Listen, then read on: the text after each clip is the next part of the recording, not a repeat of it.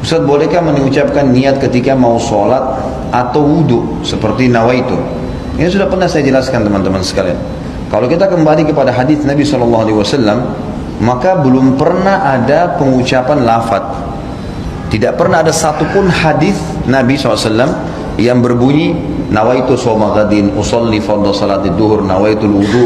Ini tidak pernah ada lafaz hadisnya. Dari mana ini? Ini dari teman-teman kita yang menisbatkan diri kepada mazhab Syafi'iyah di Mesir, tepatnya di Al-Azhar. Disusunlah mereka mengatakan niat itu harus ya supaya orang itu tidak lupa dan jelas dia ucapkan dengan lisannya. Lalu disusunlah niat-niat itu. Kalau mau sholat, sholli fardhu salatid duhur, nawaitu shoma ghadin untuk puasa, nawaitul wudu'a dan seterusnya. Ini semua disusun. Mereka pun mengatakan dalam buku-buku mereka, ini adalah niat pelengkap, bukan niat asas. Niat asas dalam hati.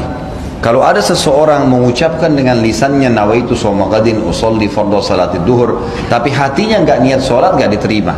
Tapi kalau ada orang niat dalam hatinya memang mau sholat duhur dan dia lupa ucapkan usolli fardhu salatid duhur, diterima sholatnya karena asas niat adalah hati. Ini pendapat yang menisbatkan diri kepada Syafi'iyah, adanya niat dengan lisan tapi itu pelengkap, bukan itu asas. Bukan itu asas, gitu kan. Kalau jumhur ulama, Imam Ahmad, Imam Malik, Imam Abu Hanifah mengatakan tidak ada niat kecuali dalam hati. Seperti contoh, Bapak Ibu tadi mau sholat Isya, begitu iqamah kita berdiri di shaf. Bukankah dalam hati kita sudah niat mau sholat Isya? Kan tidak mungkin sholat maghrib, nggak mungkin sholat subuh, nggak mungkin. Sama pada saat kita berdiri di shaf belakang jadi makmum, ada imam, kita di belakang, bukankah sesuatu niat jadi makmum? Bukankah tadi imam kita pada saat maju di tempat imamnya dia sudah niat mau jadi imam dalam hatinya? Ya itulah niat sholat. Dia tidak perlu mengatakan makmuman, imaman, yang sudah jelas jadi makmum dia. Sudah jelas-jelas dia begini, dia mau sholat duha, dia berdiri mau sholat duha, tidak mungkin dia niat sholat duhur. Itulah niatnya. Dan ini yang dikatakan oleh para jumhur ulama, bahwasanya niat tidak perlu dengan lafaz karena belum pernah ada dinukil dari Nabi SAW seperti itu.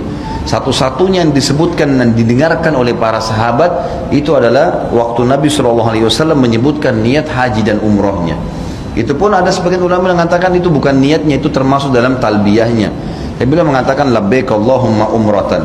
Ya Allah, aku niat aku menjawab panggilan umrahmu. Labbaik Allahumma hajjan, ya Allah saya jawab panggilan hajimu, gitu kan.